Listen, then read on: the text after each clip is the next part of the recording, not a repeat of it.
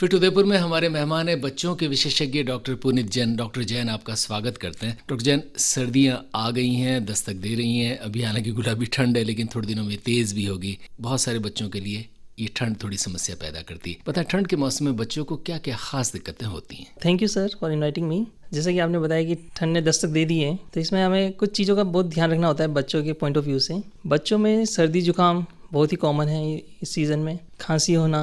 तो इसमें यह है कि सर्दी से बचने के लिए हमें सभी उपाय अपनाने चाहिए, जैसे प्रॉपर क्लोथिंग पहननी चाहिए, ठंड का ध्यान रखना चाहिए, ठंड का ज़्यादा एक्सपोजर नहीं होना चाहिए, गर्म पेय पदार्थ पीते रहने चाहिए, डाइट का स्पेशली ध्यान रखना चाहिए, जैसे सभी पौष्टिक तत्व हों उसके अंदर, बैलेंस डाइट हो, गुड़ खाइए, फ्रूट्स खाइए और लिक्विड लेते रहिए। बच्चों को खिलाना पिलाना भी अपने आप में एक बहुत चैलेंज होता है।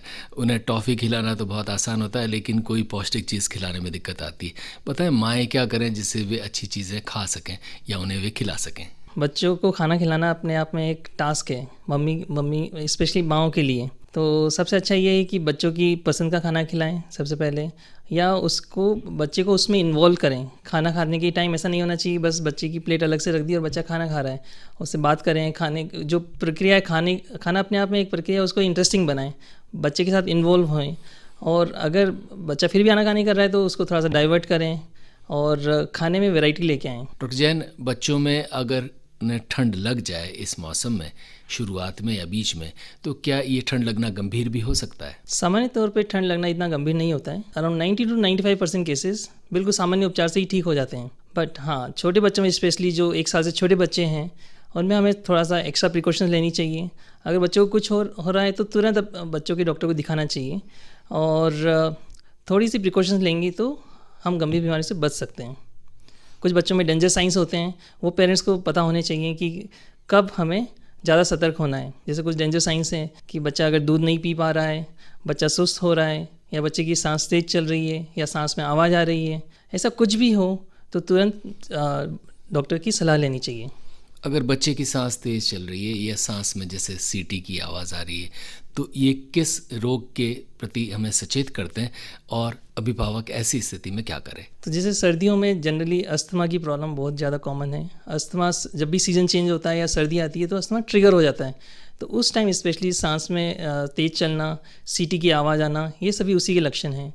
तो अगर किसी बच्चे को अस्थमा पहले से डायग्नोज है तो उसको ज़्यादा केयरफुल होना चाहिए। और अगर फर्स्ट टाइम ऐसा पता लग रहा है तो नेबुलाइजेशंस होते हैं और उसकी थेरेपीज़ हैं, तो डॉक्टर्स को तुरंत दिखाना चाहिए। और दूसरी बीमारी जो इस तरह से प्रेजेंट कर सकती है वो है निमोनिया, तेज़ सांस चलना, सांस में आवाज़ आना। एक बोलते हैं कि रिट्रैक्शंस, इसका मतलब कि पसलियाँ चलना या छाती में गड्ढे पड़ना। तो अगर ऐसा कुछ भी है तो ये निमोनिया के लक्षण होते हैं। इसके लिए वापस से तुरंत डॉक्टर को दिखाएं। एंटीबायोटिक्स या जो भी थेरेपीज़ हैं वो समय पर लेनी चाहिए। डॉक्टर तक आएँ उससे पहले क्या ये समस्या गंभीर हो तो प्राथमिक तौर पर अभिभावक कोई छोटे मोटे ऐसे कार्य भी हैं जो घर में कर सकते हैं? घर पे सबसे पहले तो मॉनिटरिंग है। जैसे अभी कोविड के टाइम में हमने देखा है कि सभी के पास पल्स ऑक्सीमीटर होता है, उससे ऑक्सीजन सैचुरेशन चेक कर सकते हैं। और खाने पीने का उसके एक मॉनिटरिंग कर सकते हैं कि बच्चा सही ढंग से खा पी रहा है कि नहीं खा पी रहा है। अगर उसमें कुछ भी दिक्कत हो तो मैं यही सलाह दूंगा स्पेशली बच्चों के लिए कि उनको तुरंत डॉक्टर को दिखाएं। ये निमोनिया जिसका आप जिक्र करें, क्या जानलेवा भी हो सकता है? बिल्कुल, निमोनिया जानलेवा भी हो सकता है, बट अगेन बहुत कम केसेस में ऐसा होता है।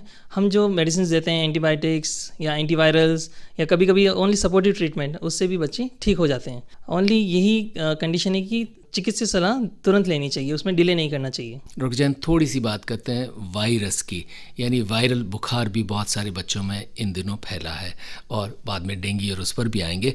बताएं कि वायरल बुखार क्या होता है, और जो ठंड लगकर बुखार आता है, इन दोनों में क्या फ़र्क है, और क्या ये दोनों ही जानलेवा हैं? वायरल बुखार और ठंड लगकर बुखार आना दोनों एक तरह से देखा, बुखार के बहुत सारे कारण हो सकते हैं। वायरस हो सकता है, बैक्टीरिया हो सकता है, पैरासाइट हो सकता है। अभी अगर हम बात करें कि बरसात का सीज़न जस्ट ख़त्म हुआ है, तो बरसात के दिनों में, बरसात के सीज़न के बाद में जो कॉमन बीमारी हम देखते हैं वो है, एक तो डेंगू की बीमारी है जो कि वायरस से होती है, एक होता है मलेरिया भी काफ़ी देखा जाता है। और स्पेशली अब जब सर्दियाँ आ गई हैं तो अब बीमारियों का पैटर्न थोड़ा सा चेंज हो जाता है। अब हम फ्लू वाली प्रॉब्लम ज़्यादा देखते हैं जो कि प्रेजेंट करती है कॉमन कोल्ड से, खांसी से।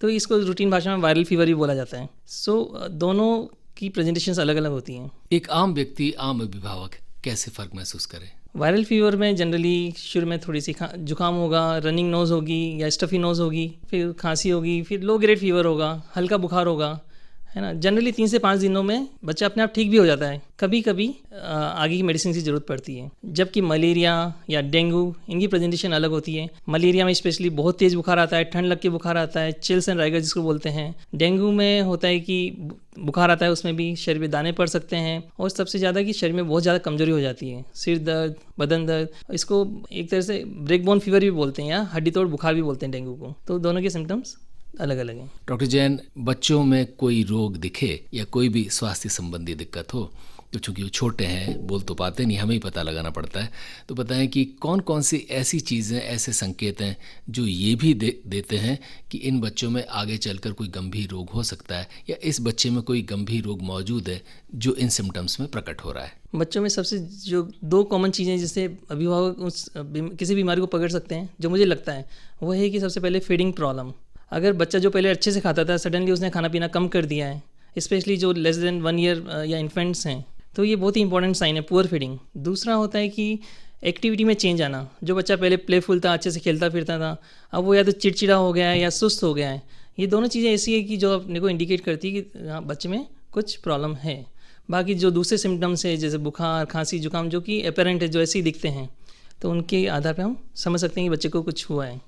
बच्चों में कुछ जन्मजात गंभीर रोग भी हो सकते हैं, बताएं कि ये कौन कौन से गंभीर रोग होते हैं, इनका कैसे पता चलता है? बच्चों में जो जन्मजात रोग होते हैं मोस्टली स्ट्रक्चरल डिफेक्ट्स होते हैं। अब जब बच्चे का विकास हो रहा होता है, जिसको हम बोलते हैं फीटस या भ्रूण, उस टाइम अगर डेवलपमेंट में कुछ प्रॉब्लम होता है तो वो स्ट्रक्चरल डिफेक्ट की तरफ प्रेजेंट कर सकता है जन्म के बाद में। जो अब हम रिसेंटली हम देखते हैं, जैसे कि बच्चों की लंग्स में प्रॉब्लम हो सकती है, फेफड़ों में और एयरवे में प्रॉब्लम हो सकती है, बच्चों के दिमाग की संरचना में प्रॉब्लम हो सकती है, इसी तरह से बच्चों के लीवर में, किसी भी स्ट्रक्चर में प्रॉब्लम हो सकती है। तो उसके लिए ऐसा होता है कि अगर बच्चा जब बच्चा गर्भ में है, तभी आजकल इतनी अच्छी एडवांस इन्वेस्टिगेशन है, तभी इसका इन चीज़ों का पता लगा दिया जाता है, और उसके अकॉर्डिंग हम पीडियाट्रिक सर्जन, जो बच्चों की सर्जरी के डॉक्टर हैं, या जो बच्चों के हार्ट की सर्जरी के डॉक्टर हैं, पीडियाट्रिक CTBS, हम उसके साथ उनका फॉलोअप कर सकते हैं। आमतौर पे जन्मजात दोषों का हम जिक्र करते हैं, तो कौन कौन से ऐसे बड़े दोष हैं जो बच्चों में हमारे इलाके में पाए जाते हैं? सबसे सामान्य तौर पर जो हम देखते हैं वो heart disease, structural heart disease. हमारे हार्ट में जैसे हम जानते हैं कि 4 चैम्बर्स होते हैं और एक सेप्टम्स होते हैं जो उसको सेपरेट करते हैं। कभी कभी उन सेप्टम में छेद रह जाता है, जिसको हम बोलते हैं ventricular septal defect, atrial septal defect, और एक होता है पेटेंट डक्टस आर्टियोसिस। तो ये बीमारियां हैं जो कि बच्चों में प्रेजेंट कर सकती हैं।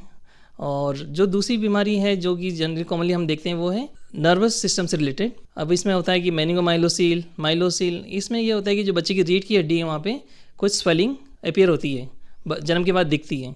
तो ये 2-3 कंजेनाइटल बीमारियां हैं जो कि हम देखते हैं। डॉक्टर जैन, मस्तिष्क ज्वर या मेनिंजाइटिस जिसे कहते हैं, वो भी बहुत सारे बच्चों में होता है और बहुत दिक्कत भी करता है। कुछ बच्चों में शायद कहते हैं गंभीर भी हो जाता है। बताइए क्या है, क्या इसके संकेत हैं और क्या क्या इसके ट्रीटमेंट्स हैं? अच्छा, आपने बहुत ही अच्छा क्वेश्चन पूछा मस्तिष्क ज्वर से रिलेटेड। मैं इसकी ट्रीटमेंट से पहले इसकी रोकथाम के लिए बात करना चाहूँगा। जैसे हम जानते हैं कि prevention is better than cure, मतलब ट्रीटमेंट से अच्छा है कि उसका बचाव कर लिया जाए। तो इसके लिए मैं सरकार का भी मतलब प्रशंसा करना चाहता हूँ कि बहुत सारे वैक्सीन हैं जो कि मस्तिष्क ज्वर से बचाते हैं, जो सरकार फ्री में लगाती है सभी बच्चों को। जैसे कि बैक्टीरियल मेनिंजाइटिस होते हैं, उसके लिए बहुत सारे टीके हैं जो कि सरकार फ्री में लगा रही हैं। तो हमें चाहिए कि हम अपनी इन्फॉर्मेशन, एजुकेशन, कम्युनिकेशन को इम्प्रूव करें और पब्लिक को ज़्यादा से ज़्यादा वैक्सीनेशन के लिए प्रोत्साहित करें। अब उसके बाद भी बहुत सारे वायरसेस होते हैं, बहुत सारे बैक्टीरिया होते हैं जो कि वैक्सीन, जिनके अगेंस्ट वैक्सीन नहीं है, उससे भी मस्तिष्क ज्वर हो सकता है। इस तरह से कुछ बीमारियाँ हैं जैसे जापानीज एन्केफेलाइटिस, मेनिंगोकोकल, बहुत सारे मस्तिष्क ज्वर के कारण हैं। इनके सिम्टम्स ऐसे होते हैं बुखार आना, सिर दर्द होना, चिड़चिड़ापन होना, उल्टियाँ होना, सीजर्स आना या कन्वल्जन्स, जिसको यहाँ की भाषा में बोलते हैं तान आना। तो ये सारे सिम्टम्स होते हैं। और ट्रीटमेंट के लिए जल्दी से जल्दी हॉस्पिटल में भर्ती होना चाहिए, डॉक्टर को दिखाना चाहिए, और डॉक्टर उसके अकॉर्डिंग ट्रीटमेंट करते हैं, जैसे कि एंटीबायोटिक्स हो गई, फ्लूइड्स हो गया, एंटी सीजर्स मेडिकेशंस हो गई। ग्रामीण इलाकों में डॉक्टर जैन बहुत बार देखा गया है कि बहुत सारे बच्चों में ये ताड़ आने की शिकायत होती है, और इसे वे किसी स्थानीय देवी देवता से जोड़कर भी देखते हैं कि हम वहाँ ले जाएंगे तो ठीक हो जाएगा, या वहाँ नहीं गए इस वजह से आ रहे हैं। बताएं कि ये गाँव में जो ताड़ आने के केसेस होते हैं बच्चों में ख़ास तौर पर, इनके क्या कारण हैं और ये कितने गंभीर होते हैं और किस चीज़ के ये परिचायक हैं? सबसे ज़्यादा कॉमन तो है कि जो 5 साल से छोटे बच्चे हैं उनमें बुखार के साथ तान आ जाती है, जिसको कि हम बोलते हैं febrile seizures. Most of the time ये सिंपल सीजर्स होते हैं, और जब बच्चा 5 साल से बड़ा होता है तब ये सीजर्स अपने आप ख़त्म हो जाते हैं, वो तान अपने आप ख़त्म हो जाती है, और ये जनरली बुखार के साथ ही आते हैं। और मोस्ट ऑफ द टाइम इससे बच्चे के दिमाग पे कोई असर नहीं पड़ता है। जहाँ तक ग्रामीण इलाके की बात है, उनकी अपनी एक आस्था है, उस पर हम क्वेश्चन नहीं कर सकते, लेकिन हम उनको जागरूक कर सकते हैं कि अब जब भी बच्चे को इस तरह का कुछ हो तो आप तुरंत चिकित्सक को दिखाएं और अपनी आस्था कंटिन्यू कर सकते हैं। बट इन चीज़ों में चिकित्सक की सलाह जरूर लें और उसके अकॉर्डिंग ट्रीटमेंट लें। डॉक्टर जैन, थोड़ी सी बात अब ज़रूरी हो गई है डेंगू की और उसके साथ मलेरिया की। डेंगू के बहुत सारे केसेस आए जिसमें बच्चे भी शामिल हैं और वो अभी भी मौजूद है। उनके साथ साथ अब कुछ मलेरिया के केसेस भी आने लगे हैं। बताएं कि डेंगू कितना ख़तरनाक है, ये मलेरिया कितने ख़तरनाक है, और ये बच्चों के मामले में क्या ज़्यादा घातक हो जाते हैं? डेंगू और मलेरिया दोनों बीमारियां ऐसी हैं, अगर समय पर उनका निदान किया जाए, समय पर ट्रीटमेंट किया जाए तो वो इतनी घातक नहीं है। कभी कभी ऐसा होता है कि पेरेंट्स बच्चों को जस्ट सामान्य बुखार समझकर उनका ट्रीटमेंट प्रॉपर टाइम पे नहीं लेते हैं, तब ये बीमारियां घातक हो जाती है। मलेरिया के सेंस में ये है कि मलेरिया के अगेंस्ट दवाई अवेलेबल है, अगर टाइम पे मलेरिया का ट्रीटमेंट लिया जाए तो 100% क्योर इज़ पॉसिबल। डेंगू के केस में ऐसा है कि डेंगू एक वायरस से होने वाली बीमारी है और इसके अगेंस्ट कोई स्पेसिफिक मेडिसिन नहीं है। इसका जो ट्रीटमेंट है वो है सपोर्टिव। तो सपोर्टिव में अगर बच्चे को बुखार है तो उसके लिए पैरासीटामोल लेना है, अगर बच्चा खा पी नहीं पा रहा है तो उसके लिए IV फ्लूइड्स लेने होते हैं, और अगर टाइम पे इसका ट्रीटमेंट लिया जाए तो इससे गंभीर बीमारियों से बचा जा सकता है। आप कह रहे हैं ट्रीटमेंट नहीं है लेकिन सपोर्टिव ट्रीटमेंट है, तो ये सपोर्टिव ट्रीटमेंट कितना काम का होता है? सपोर्टिव ट्रीटमेंट अगर टाइम पे लिया जाए तो मोर देन 90% केसेस में सर्वाइवल इज़ पॉसिबल। इवन मैं कहूँगा मोर देन 95% केसेस में। प्रॉब्लम तब होती है जब पेशेंट लेट स्टेज में आता है। जैसे डेंगू के 3 टाइप्स होते हैं, dengue without warning science, with warning science. Warning science means persistent, लगातार उल्टी का होना, पेट दर्द होना, कहीं से ब्लीडिंग होना, और सीवियर डेंगू। सीवियर डेंगू का मतलब है कि ब्लीडिंग होना, बहुत ज़्यादा ब्लीडिंग होना, या फिर दिमाग पे उसका असर आना, लीवर पे उसका असर आना। अगर कोई पेशेंट शुरू की स्टेज में आ जाता है तो चांसेस अच्छे होते हैं। अगर कोई सीवियर डेंगू स्टेज में आ रहा है तो उस टाइम ट्रीटमेंट ऑप्शंस बहुत कम है, क्योंकि डेंगू वायरस के अगेंस्ट कोई पर्टिकुलर मेडिसिन अवेलेबल नहीं है। और जहाँ तक लोगों को इसमें रहता है कि प्लेटलेट्स कम हो जाते हैं और प्लेटलेट्स की ज़्यादा चिंता होती है, तो इसमें देखा जाए तो जो गाइडलाइंस कहती हैं तो उसमें ऐसा है कि प्लेटलेट्स तब तक नहीं चढ़ाने जब तक कि कोई ब्लीडिंग ना हो। तो मोस्ट ऑफ द केसेस जो डेंगू के होते हैं उसमें विदाउट प्लेटलेट्स ही पेशेंट रिकवर कर सकता है, तो इसमें पेशेंट्स को पैनिक होने की ज़रूरत नहीं है। क्या कुछ किया जाए डेंगू के पेशेंट, खास तौर पर बच्चों के मामले में? उन्हें क्या कुछ खिलाया पिलाया जाए, क्या कुछ हिफाजत की जाए उनकी? डेंगू से बचाव ही सबसे अच्छा तरीका है। अपने आसपास पानी इकट्ठा ना होने दें। जहाँ पे भी गड्ढों में पानी है तो वहाँ पे मिट्टी भर दी जाए, कूलर टंकी इनको खाली रखा जाए, और जहाँ पे भी अगर कुछ जगह ऐसी जहाँ पे हम नहीं पहुँच सकते तो वहाँ पे मिट्टी का तेल या पेट्रोल का छिड़काव किया जा सकता है। और बच्चों को स्पेशली पूरा कवर करके रखें, कपड़े पूरे पहना के रखें, उनका ज़्यादा पार्ट एक्सपोज नहीं होना चाहिए। घरों पे जालियाँ लगी हुई होनी चाहिए स्पेशली ग्रामीण इलाकों में, और मच्छर नाशक चीज़ों का या मॉस्किटो रिपेलेंट का भी यूज़ किया जा सकता है। डॉक्टर जैन, थोड़ी सी खांसी की बात करते हैं। बहुत सारे बच्चों में खांसी इस मौसम में आम तौर पर दिखाई देती है, हालांकि नहीं होनी चाहिए। बताएं कि ये खांसी क्या सामान्य तौर पर ली जा सकती है या ये गंभीर भी होती है? खांसी के बहुत सारे कारण हो सकते हैं। खांसी अस्थमा की वजह से हो सकती है, खांसी निमोनिया की वजह से हो सकती है, खांसी सिंपल कॉमन कोल्ड के साथ एसोसिएटेड हो सकती है। तो अगर खांसी के साथ हमें और भी सिम्टम्स देखने पड़ेंगे कि ओनली खांसी है या साथ में कुछ और भी है। अगर खांसी और सिंपल जुकाम है तो इसमें ज़्यादा चिंता करने की ज़रूरत नहीं है।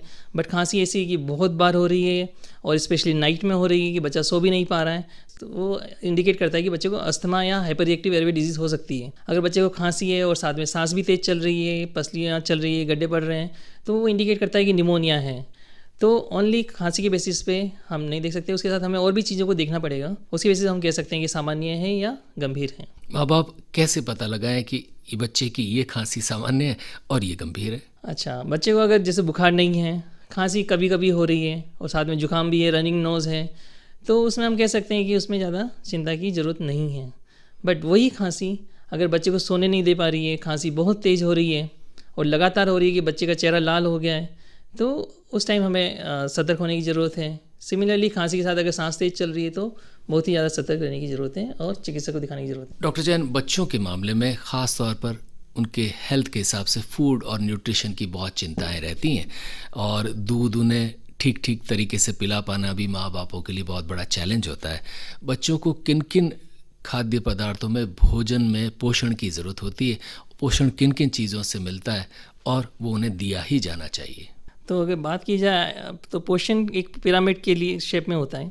सबसे पहले उसमें सीरियल्स होने चाहिए, जैसे गेहूँ, चावल, दाल, फिर उसके बाद मिल्क होना चाहिए, उसके बाद फिर फ्रूट्स होने चाहिए। और इन सब लिक्विड पानी का इंटेक बराबर मात्रा में होना चाहिए। तो इन सब चीज़ों का उसमें समावेश होना चाहिए, जिसको बोलते हैं हम बैलेंस डाइट। बट मैं दोबारा बोलना चाहूँगा कि कोल्ड ड्रिंक पीते हैं और पिज्ज़ा खाते हैं, ये बोलना बहुत ईजी है एज अ पीडियाट्रिशियन या शिशु रोग विशेषज्ञ, बट प्रैक्टिकली देखा जाए तो बच्चे इतना ईजिली मानते नहीं हैं। उनको बर्गर पसंद होता है, पिज़्ज़ा पसंद होता है, और भी तरह तरह के जंक फूड पसंद होते हैं। तो उसके लिए हम ऐसा कर सकते हैं कि वीक में एक बार या 15 दिन में एक बार इन चीज़ों का ऑप्शन रखा जाए। But majority 90% times diet should be balanced या पौष्टिक होनी चाहिए। ये पौष्टिक डाइट में क्या क्या चीज़ें वे शामिल करें ही? पौष्टिक डाइट में है कि हमारे सारे फ्रूट्स होने चाहिए, वेजिटेबल्स होनी चाहिए, ग्रीन वेजिटेबल्स स्पेशली, प्रोटीन वाले पदार्थ होने चाहिए, और स्पेशली कार्बोहाइड्रेट के लिए गेहूँ या चावल।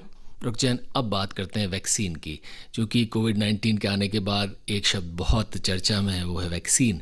और बच्चों के मामले में इसका भी इंतज़ार है कि क्या कोविड-19 का बच्चों का भी वैक्सीन आएगा नहीं आएगा। लेकिन इन सब के अलग हमारे यहाँ पर एक वैक्सीनेशन प्रोग्राम है और बच्चों को वैक्सीनेशन का पूरा एक सिस्टम बना हुआ है। बताएं कि कौन कौन से वैक्सीन्स ऐसे हैं जो बच्चों को लगाए जाने ज़रूरी होते हैं, कब कब लगाए जाने चाहिए, और अगर ये नहीं लगाएं तो क्या होता है? बच्चों का वैक्सीनेशन जन्म से ही शुरू हो जाता है। जब बच्चा बॉर्न होता है उसी टाइम पोलियो के लिए उसको टीका लगाया जाता है, टीबी के लिए लगाया जाता है, और हेपेटाइटिस बी के लिए लगाया जाता है। तो शुरू से ही बच्चों को बीमारियों से बचाने की प्रक्रिया शुरू हो जाती है। फिर उसके बाद नेक्स्ट टीका लगता है 1.5 महीने पे, 2.5 महीने पे और 3.5 महीने पे। तो ये टीकाकरण होता है डिफ्थीरिया जैसी खतरनाक बीमारी को रोकने के लिए, पर्टुसिस जिसको बोलते हैं कुकुर खांसी या 100 डेज कफ, फिर होता है टेटनस के लिए, फिर होता है निमोनिया के वैक्सीन होते हैं, हीमोफिलस इन्फ्लुएंजा बी, न्यूमोकोकल, फिर लूज मोशंस या दस्तों को रोकने के लिए टीका होता है, रोटा वायरस का टीका होता है। तो ये 1.5 महीने, 2.5 महीने, 3.5 महीने पे लगता है। फिर 9 महीने पे खसरे का टीका लगता है, मम्स, रूबेला एंड मीजल्स। आजकल मीजल्स और रूबेला का टीका लग रहा है। फिर उसके बाद इसकी बूस्टर डोज लगती है 1.5 साल पे, फिर 5 ईयर्स पे फिर बूस्टर डोज लगती है। तो ये सभी टीकाकरण बच्चों को डेफिनेटली लगाना चाहिए। आसपास के सभी आंगनवाड़ी सेंटर्स पे, गवर्नमेंट सेंटर्स पे, इवन मेडिकल कॉलेजेस में सारी जगह अवेलेबल हैं फ्री ऑफ कॉस्ट। इसके अलावा कुछ ऑप्शनल वैक्सीन हैं जो अगर पेरेंट्स ऑप्ट करना चाहें तो वो कर सकते हैं, और अन्य बीमारियों से भी बचा जा सकता है। जैसे हेपेटाइटिस ए का टीका हो गया, चिकन पॉक्स का टीका हो गया। तो ये अगर लगवा सकते हैं तो लगवाना चाहिए। अगर कोई अभिभावक, हालांकि उनकी इच्छा तो ऐसी नहीं होती, किसी कारणवश या भूल जाए, कोई टीका उसका वो लगाना भूल जाए, तो क्या होता है? क्या बाद में भी लगाया जा सकता है या एक बार उसका सिस्टम चला गया तो चला गया? नहीं, इसमें बोलते हैं कैचअप वैक्सीनेशन होता है ये। अगर किसी कारणवश कोई टीका मिस हो गया है तो वो जब भी नेक्स्ट विजिट में जितना जल्दी पॉसिबल है वो टीका लगाया जा सकता है। ये रेडियो लेक सिटी है, हमारे साथ हैं शिशु रोग विशेषज्ञ डॉक्टर पुनीत जैन। डॉक्टर जैन, बच्चे जो स्कूल नहीं जाने के लिए ख़ास तौर पर एक बहाना बनाया करते हैं जो शाश्वत है, शायद आपने और मैंने भी बनाया होगा कि मेरा पेट खराब है, पेट दुख रहा है। बताएं कि ये बच्चों में पेट दुखना, अगर इसको गंभीरता से लें तो क्या बच्चों का पेट सच में दुखता है, और दुखता है तो क्या क्या कारण इसके हो सकते हैं? आपने बिल्कुल सही बोला, ये कारण सबसे कॉमन है, हमने भी बनाया है बिल्कुल। सो मैं इसके लिए बना नहीं करूँगा। बट कब हम पहचाने कि रियल में सीरियस है या फिर जैसे ऐसे ही है। तो अगर बच्चे को पेट दर्द के साथ उल्टियाँ हो रही हैं, या लूज मोशंस हो रहे हैं, या फिर बच्चे को पेट दर्द इतना हो रहा है कि वो रोने लग जाए, या स्पेशली अगर पेट दर्द नाइट में हो रहा है या वो सो नहीं पा रहा है, स्कूल जाने के समय के अलावा इसको यस बिल्कुल बिल्कुल बिल्कुल। और आजकल तो कोविड की बात ऐसा हो गया कि बच्चे स्कूल जाना चाहते हैं। 1.5 साल से ऐसा हो गया कि बच्चे अब स्कूल को मिस करने लग गए हैं। तो बहुत ही पॉजिटिव चेंज है। और क्या संकेत इसके अलावा ऐसे हैं जिससे माने कि सच में पेट दर्द गंभीर है, और क्या ऐसे में चिकित्सक तक भी ले जाया जाना ज़रूरी होता है? बिल्कुल, अगर पेट दर्द की वजह से अगर स्कूल एब्सेंटिज्म बहुत ज़्यादा हो रहा है, या फिर बच्चे की ग्रोथ भी अफेक्ट हो रही है, बच्चे का आपको लग रहा है कि वजन कम हो रहा है, कपड़े ढीले हो रहे हैं, या बच्चा सुस्त रहने लगा है, या फिर पेट दर्द इतना ज़्यादा है कि बच्चा रोने लग जाए, इवन स्कूल की टाइम के अलावा हो रहा है, जैसे आपने बताया कि दिन में भी हो रहा है, शाम को हो रहा है, रात को हो रहा है, बच्चा खेलने में इतना इंटरेस्ट नहीं ले रहा है, तो डेफिनेटली हमें इसको सीरियस मानना चाहिए। और मैं एक बात कहना चाहूँगा कि बच्चों की बीमारियों के केस में किसी भी चीज़ को हमें लाइटली नहीं लेना चाहिए। कभी कभी हम किसी भी चीज़ को मजाक में ले लेते हैं कि बच्चे तो ऐसे ही कर रहा होगा, बट वी नेवर नो, हमें पता नहीं है कि ये सीरियस भी चीज़ हो सकती है। सो एक बार किसी भी चीज़ को दरकिनार करने से पहले उसे सीरियसली लेना चाहिए। डॉक्टर जैन, जाते जाते बतौर शिशु रोग विशेषज्ञ उदयपुर के तमाम बच्चों और अभिभावकों को क्या सलाह देंगे? मैं यही सलाह देना चाहूँगा कि विंटर्स आ रही हैं, अपने स्वास्थ्य का ध्यान रखें।